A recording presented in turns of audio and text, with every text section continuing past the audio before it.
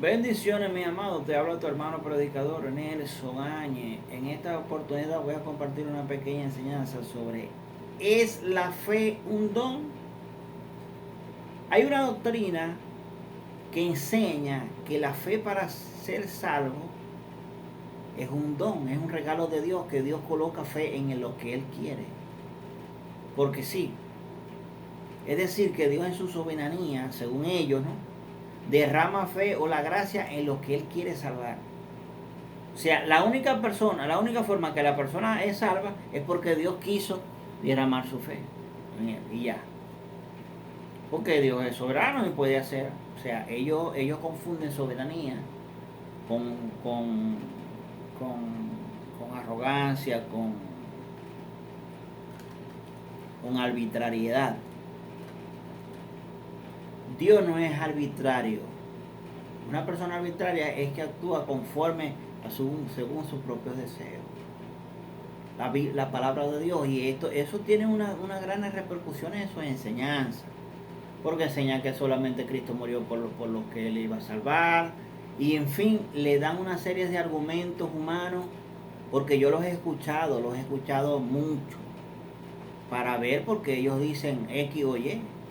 Una persona puede decir algo, sobre cualquier cosa de las escrituras, y yo voy a escuchar para ver cuáles son sus argumentos. Y sus argumentos, hermanos, son pura falacia, pura mentira. El texto donde ellos se fundamentan es Efesios 2:8, dice: por gracia sois salvos por medio de la fe. Y esto no es de vosotros, pues es un don de Dios. Ahí dicen, ahí está, la fe es un don de Dios. El texto no viene hablando de la fe. El texto viene hablando de la gracia desde el pasaje, desde el versículo 3, versículo 4. Y donde ellos no dan una explicación acerca del contexto. Dice, por gracias soy salvo. ¿Cuál es el medio para la salvación? O para la gracia, porque somos salvos por la gracia de Dios. Ahora, ellos dicen que la gracia de Dios es esa, que derrama fe en ti. Pero eso no es lo que está diciendo la Escritura. Dice, por gracia soy salvo. O sea, somos salvos por la gracia de Dios.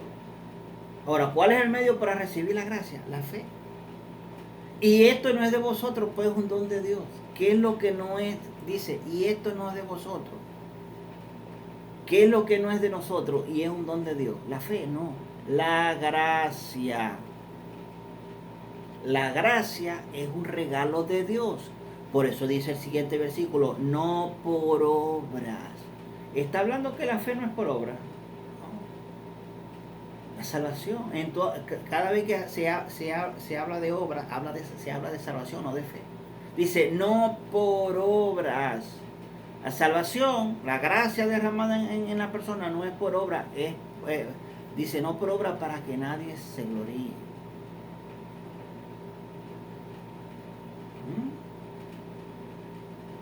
Ese es el argumento que ellos sacan aquí en este pasaje. Otro de sus argumentos, o uno de sus argumentos, es que dice que un muerto no puede hacer nada. Un muerto nada sabe, que un muerto, sacando de contexto las Biblias.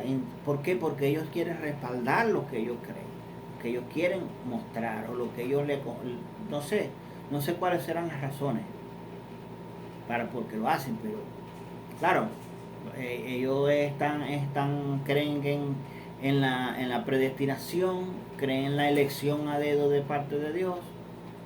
Por supuesto, hay una elección de Dios a los que tienen fe. Dios elige a los que quieren, a los que tienen fe. Para salvación, por supuesto. Porque entonces, ¿para qué sería el mensaje, verdad? ¿Para qué enviaría Dios a predicar a todas las naciones? Dice, el que creyere y fuere bautizado será salvo, mas el que no creyere sería condenado. Dice el Señor a Abraham, dice la palabra de Dios, de Abraham dice, creyó Abraham. No dice, y colocó fe de Dios en Abraham, no, creyó. Abraham le creyó a Dios.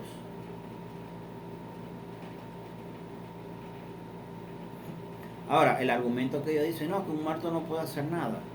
En Juan 5:25 dice, de cierto os digo, viene la hora y ahora es. O sea, ahora es cuando los muertos oirán la voz del Hijo de Dios, y los que la oyeren, los que la atendieren, los que la obedecieren, vivirán. Los que presten atención a lo que Dios le está diciendo, vivirán. Aquí no está hablando, dice, de cierto os digo, viene la hora y ahora es cuando los muertos, no está hablando de muertos físicos, personas que están en los sepulcros, porque dice, ahora es que los que oyen van a vivir, no está hablando de eso. Está hablando de muertos espirituales. Recuerden que la palabra muerto significa es una separación. Cuando el ser humano transgredió la ley de Dios, entraron tres cosas. El hombre cayó en una condición de pecado, de muerte, que es separado de Dios. Toda persona que no tenga Cristo, que no haya nacido de nuevo, que no tenga Cristo en su vida, está separado de Dios. Perdón, espiritualmente está muerto. No tiene vida. ¿Verdad? Y dice, viene la hora y ahora es cuando los muertos, ¿quiénes? Todas las personas que estaban sin Cristo en ese momento, oirán la voz del Hijo de Dios, y los que lo oyeren vivirán. No está hablando de muertos físicos, está hablando de muertos espirituales. ¿Cuándo se habla así de muertos físicos? Un poquito más adelante dice, en el 28 dice, no maravilléis de esto, porque vendrá la hora cuando todos los que estén en los sepulcros oirán su voz. ¿La voz de quién? La voz del Padre. Y los que hicieron lo bueno saldrán a resurrección de vida, más los que hicieron lo malo a resurrección de condenación.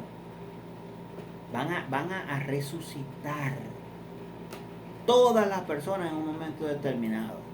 Bueno, en un momento determinado no, en tiempos distintos, porque la iglesia va a resucitar en un tiempo diferente a los condenados. Pero bueno, ese es otro tema. Fíjense lo que dice el pasaje anterior de Juan 5:25, ¿no? Dice, de cierto os digo, el que oye mi palabra y cree, para recibir la gracia, mis queridos hermanos, primero tenéis que creer. Y cree el que me envió, tiene presente. El verbo está conjugado en presente. Tiene vida eterna y no vendrá condenación. Cambia su condición de condenado, mas ha pasado de muerte. Cambia su condición de muerto, de separado de Dios, a vida. Mire, de cierto os digo, el que oye, cualquier persona, mi palabra y cree, confía en lo que yo le estoy diciendo, y dice, y crea al que me envió, crea a Dios, crea la palabra de Dios, tiene vida eterna, ya. Dice, de cierto os digo, viene la hora y ahora está hablando de lo mismo. Cuando los muertos, ¿qué muertos? Las personas que no tenían a Cristo. En este caso todos, porque Cristo estaba comenzando su predicación. Cuando los muertos oirán la voz del Hijo de Dios, los que lo oyeren vivirán. Hablando de muertos espirituales, separados de Dios, ¿qué es lo que significa muerto? Entonces, esa doctrina de que la fe es un don, no. Por ahí tengo una enseñanza acerca de esa palabra, acerca de la palabra fe. También tengo una enseñanza sobre la palabra muerte, sus significados gramaticales, su significado en el idioma griego, para tener un poquito más de comprensión en la escritura, porque la palabra muerto, hay varias palabras que se tradujo como muerto, pero en el idioma original hay muchas más, no solamente necro que aparece aquí, también está thanatos. Entonces, que la gracia de nuestro Señor Jesucristo, el amor del Padre y la comunión con el Espíritu sea para con todos. Bendiciones.